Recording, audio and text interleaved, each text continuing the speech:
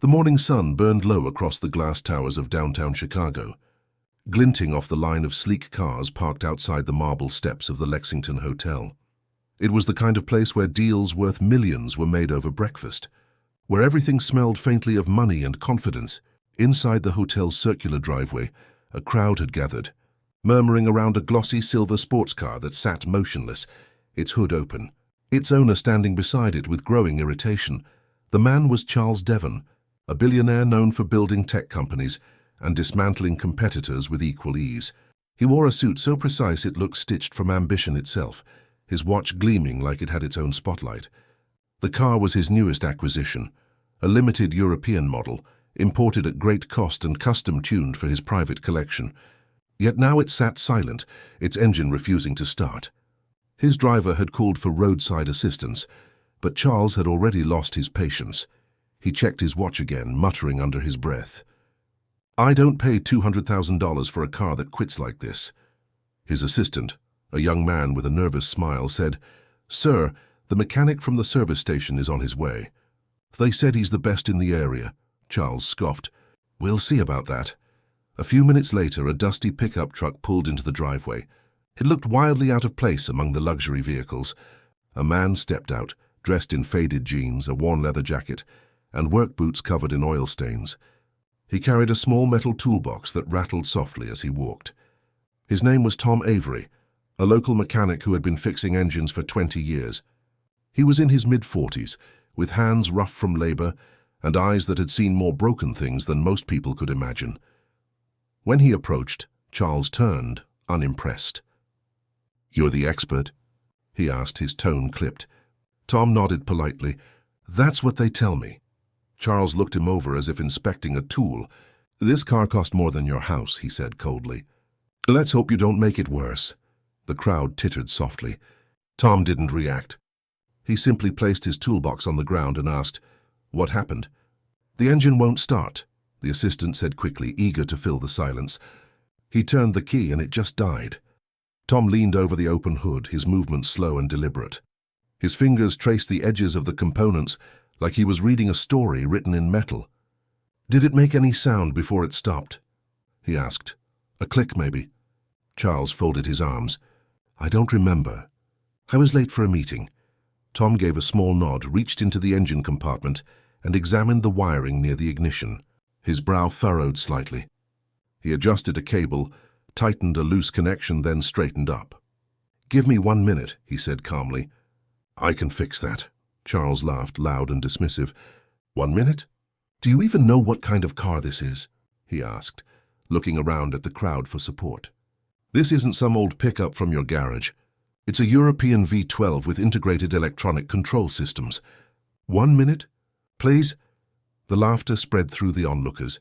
Even the valet tried not to smile, but Tom didn't respond. He just opened his toolbox, pulled out a small wrench and began working. The sound of metal turning echoed through the morning air. 30 seconds later, he stepped back, wiped his hands on a rag and said quietly, "Try it now." Charles smirked but motioned to his assistant, who slid into the driver's seat. He turned the key and the engine roared to life instantly, smooth, powerful, flawless. The sound filled the driveway, deep and confident, like the car itself was taking a breath after being revived. Every head turned. The laughter vanished. Charles's smirk faded. He stared at the car, then at Tom. "What did you do?" he asked, his voice sharper now. Tom closed his toolbox. "You had a loose ground wire on the ignition coil. It happens when these engines are overtuned." Charles blinked, unsure how to respond. Tom gave a small, polite nod. "Should be fine now. You're good to go." The silence that followed felt heavy. The same crowd that had laughed moments ago now stood watching quietly as the billionaire looked at the man he had mocked. Tom began to walk toward his truck. "Wait," Charles said suddenly. "You really fixed it in under a minute." Tom turned slightly, his expression calm. "So you said you were late," he replied. "I didn't want to waste your time." Charles opened his mouth but couldn't find the words. The arrogance that usually carried him felt hollow. He reached for his wallet, pulled out a crisp stack of bills and offered them. "Take this," he said. That was impressive. Tom shook his head. "No need. You already paid when you bought the car." He picked up his toolbox, gave a small nod and walked back to his pickup. The crowd watched him go, his boots leaving faint prints on the polished stone. Charles stood frozen beside his car, the engine humming perfectly, the noise of the city slowly returning around him. He glanced down at the stack of money still in his hand, then at his assistant, who said quietly, "Sir." That was something. Charles didn't answer. He looked at the retreating truck, the man driving away without a second glance, and for the first time in a long while, he felt small. There was a dignity in that mechanic's quiet confidence that money couldn't buy or command. He got into his car, the seat embracing him like it always did, but the comfort felt different now. As he drove through the city streets, the noise of traffic surrounding him, his thoughts wouldn't settle. He'd built his life on control, on power, precision, and the certainty that he knew more than anyone in the room. Yet that morning, a man with worn hands and a quiet voice had shown him what true mastery looked like. That night, Charles sat in his penthouse office, the skyline stretching endlessly beyond the glass. The lights of the city flickered like 1,000 silent questions. He thought of how quickly he had judged, how easily he had laughed, and how much smaller that laughter seemed now. He reached for his phone, opened his contacts, and typed a new note. Find Tom Avery. He didn't know why yet, only that he needed to. The next morning began like most for Charles Devon. Coffee served in silence, his assistant reading out the day's schedule, and his phone lighting up with messages from executives who never slept. Yet something about the rhythm felt different. His mind wasn't on the board meetings or the new contract waiting to be signed. It was on the man from the day before, the mechanic who had said almost nothing and left a billionaire speechless in front of his own car. Charles had spent his life commanding rooms, entire industries even. He'd built companies that reshaped markets, launched startups that became giants, and crushed competitors who stood in his way. He was used to admiration, to being the one people turned toward when things broke. But when he thought about Tom Avery tightening that one cable, his hands steady, his words measured, something shifted in him. It wasn't just that the man had fixed his car in a minute, it was the way he did it. Without ego, without seeking validation, just calm certainty in his craft. He turned to his assistant, Daniel, and said, "Find that mechanic from yesterday." Daniel blinked, caught off guard. "The one who fixed the car?" "Yes," Charles said, his tone clipped but curious. "His name's Tom Avery. He works for a local station, I think. I want to talk to him." Daniel hesitated. "Should I ask him to come here, sir?" Charles shook his head. "No, I'll go there." That afternoon, Charles's black sedan pulled into a modest side street lined with small auto shops. The smell of oil and warm asphalt hung in the air. It was a far cry from the glass towers he usually moved through. Daniel opened the door for him, but Charles waved him off. "Stay here." He wanted to do this alone. The sign above the garage door read Avery's Auto Repairs. The paint was faded, the letters chipped. Inside, the rhythmic clang of tools echoed. Charles stepped in, his polished shoes clicking against the concrete floor. Tom was bent over the hood of an old truck, sleeves rolled up, grease staining his forearms. He didn't look up immediately. "Be right with you," he said, his voice calm and familiar. When he finally turned, his expression didn't change at the sight of the billionaire in his tailored suit. "You again," he said evenly. "Something wrong with the car?" Charles shook his head. "No, it's running perfectly." "That's why I'm here." Tom nodded once and wiped his hands with a rag. "Glad to hear it." Charles looked around the garage, organized chaos, parts arranged in neat piles, a radio playing softly in the background. "You fixed it so quickly," he said. "I didn't even see what you did." Tom shrugged. It wasn't much to see. Just a loose wire. "Still," Charles continued, "I've had people with degrees from top engineering schools work on my cars. They take hours and half the time they make it worse. You looked at it for 30 seconds and knew exactly what to do." Tom gave a small smile. "You do anything long enough, you start to recognize the problem before you touch it." He paused. "That's true for more than cars." Charles studied him, trying to read the layers behind those words. "You've been doing this a long time?" he asked. 25 years, Tom said simply. "Started when I was 17. My dad owned a garage before this one. He used to say, if you listen long enough, machines tell you what's wrong." He was right. Something in that quiet wisdom made Charles feel strangely young again. stripped of all the certainty that usually armored him. "You know," he said, "most people in your line of work would have taken that money yesterday." Tom glanced at him. "I fix what's broken." "That's the job. Doesn't matter who owns it." Charles hesitated, then said, "You didn't even seem surprised to see me. Most people would have recognized me." Tom chuckled softly. "I recognized you. I just didn't think it mattered." For the first time in a long while, Charles laughed.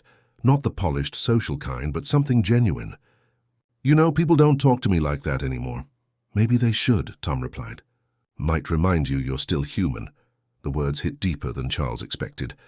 He nodded slowly, looking around the garage again. "You ever thought about expanding this place?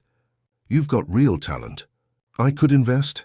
New equipment, a bigger space, maybe even a few shops under your name." Tom leaned back against the truck, crossing his arms.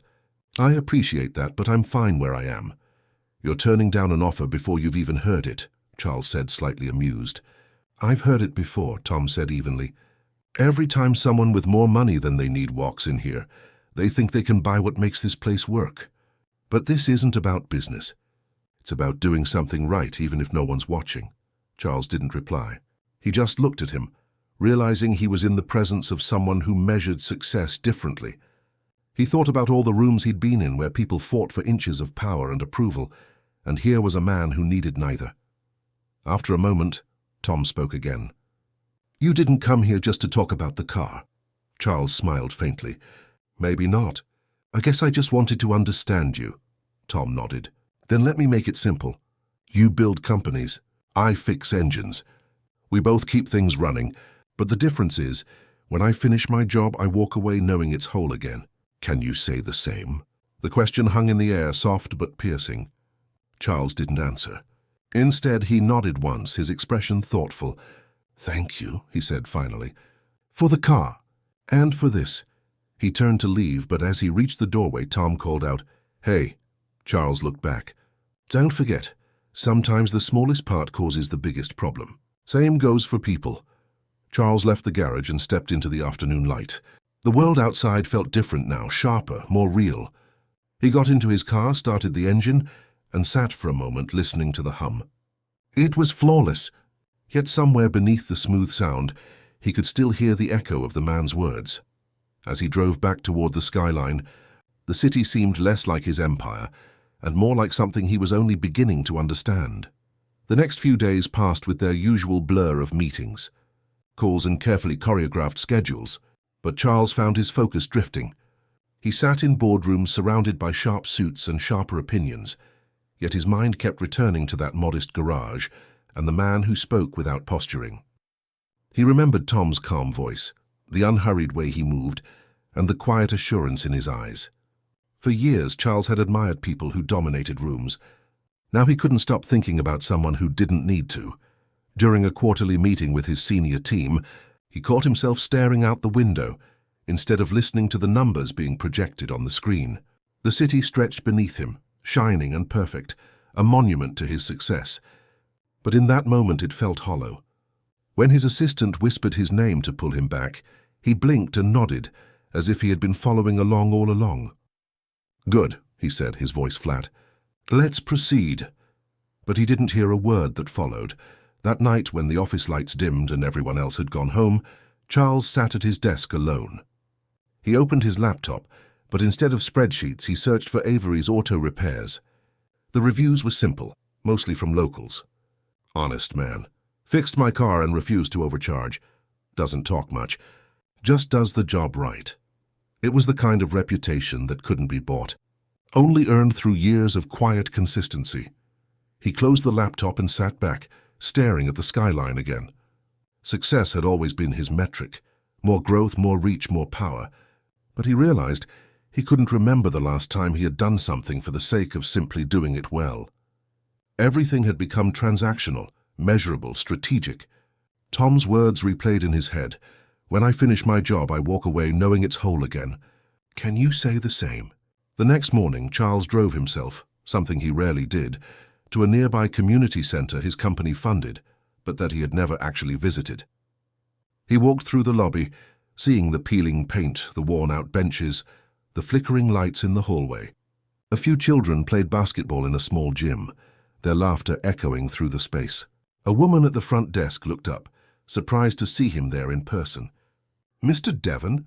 We weren't expecting—" "I'm not here for a photo," he said softly. "Just looking."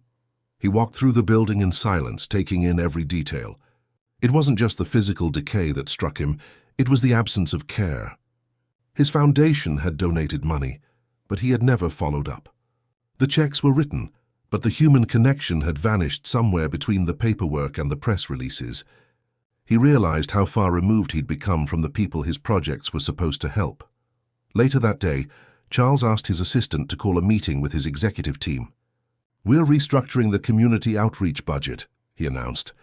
"No more symbolic donations. I want results we can see. Real programs, maintained facilities, not just our logo on a wall." His executives exchanged glances, surprised by the sudden change in tone. "And I want to start with the Lexington Center. I'll handle the plans personally." When the meeting ended, Daniel followed him into the hallway. "Sir, if I may, what brought this on?" Charles smiled faintly. "A loose wire," he said. Daniel frowned, not understanding, but Charles didn't explain. Some lessons didn't need to be shared in detail.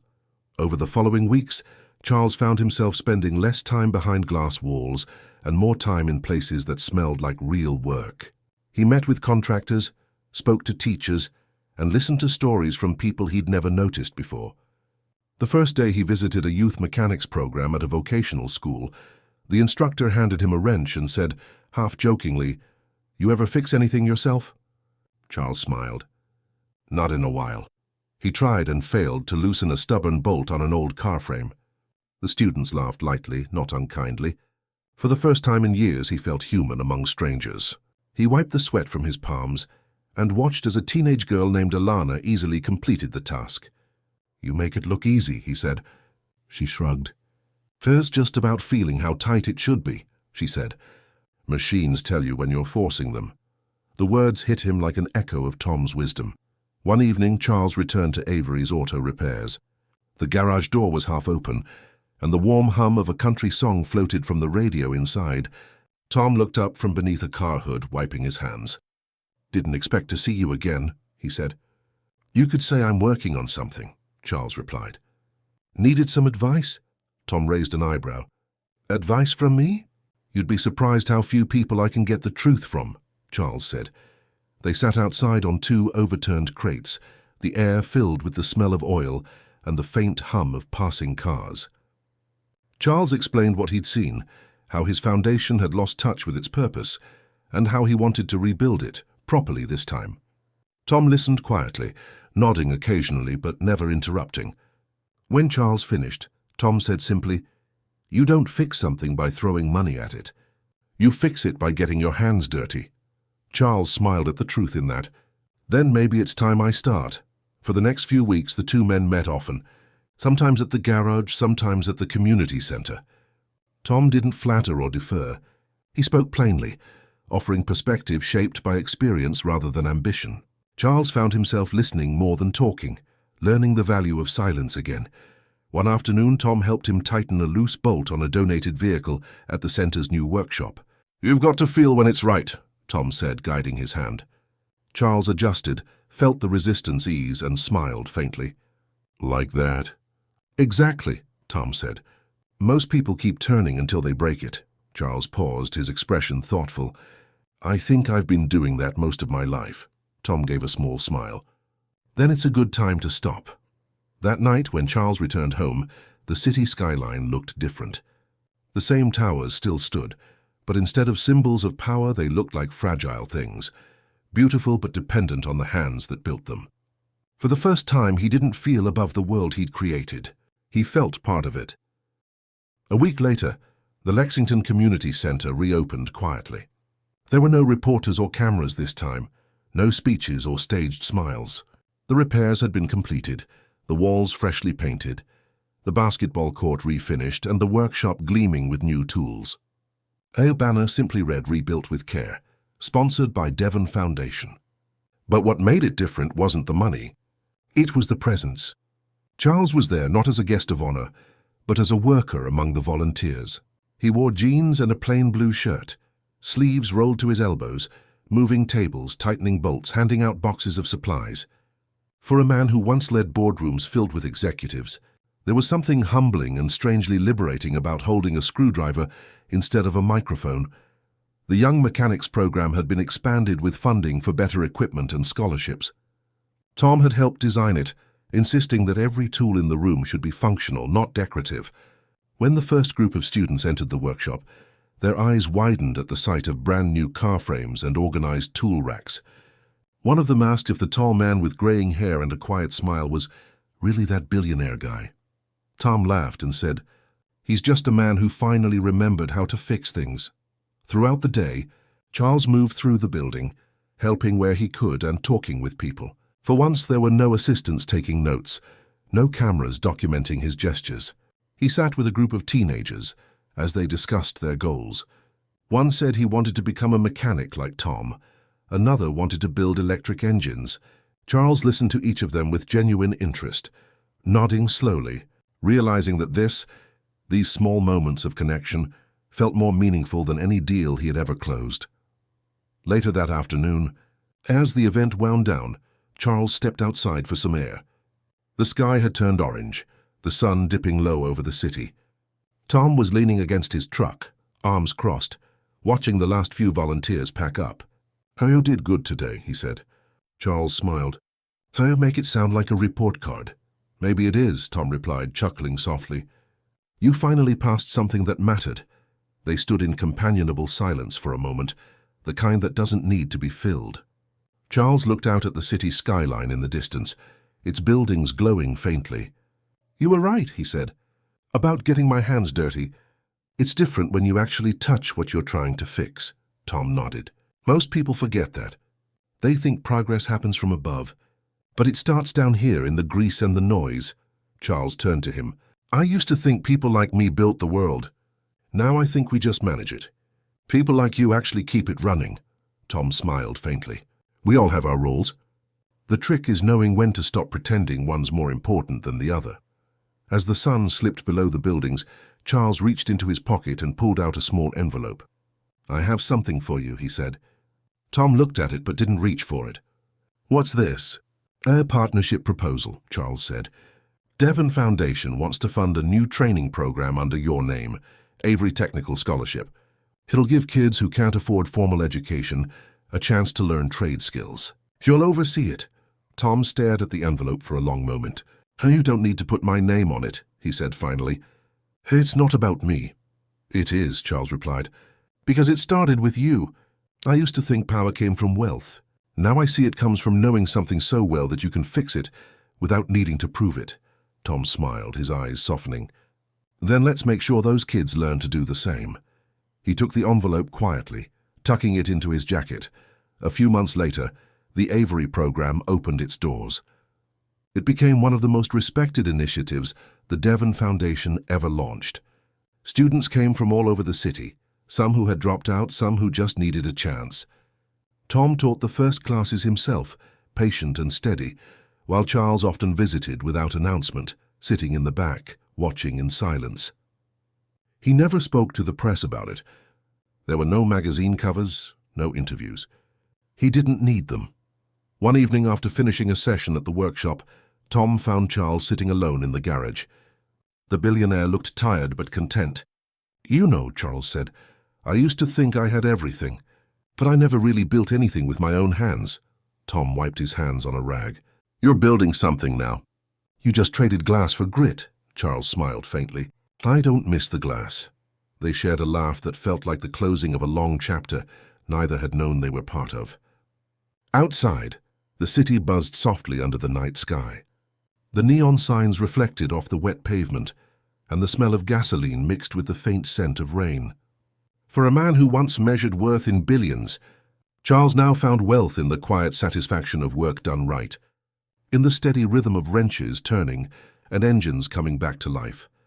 As he left that night, he stopped beside Tom's truck and said, "You once told me machines tell you what's wrong if you listen long enough. I think people do too." Tom nodded. "And sometimes they just need someone who won't laugh when they try to fix it." Charles smiled, the words sitting in his chest like truth. "Thank you, Tom, for the minute that changed everything. When he drove away, the engine purred softly, perfectly tuned. He didn't turn on the radio. He let the silence fill the car, the same silence that once felt uncomfortable, but now carried a peace he hadn't known before. He didn't need noise, applause, or attention. The road stretched ahead, smooth and clear, the city lights fading in his rearview mirror. And somewhere in that quiet drive, he finally understood what it meant to be whole again.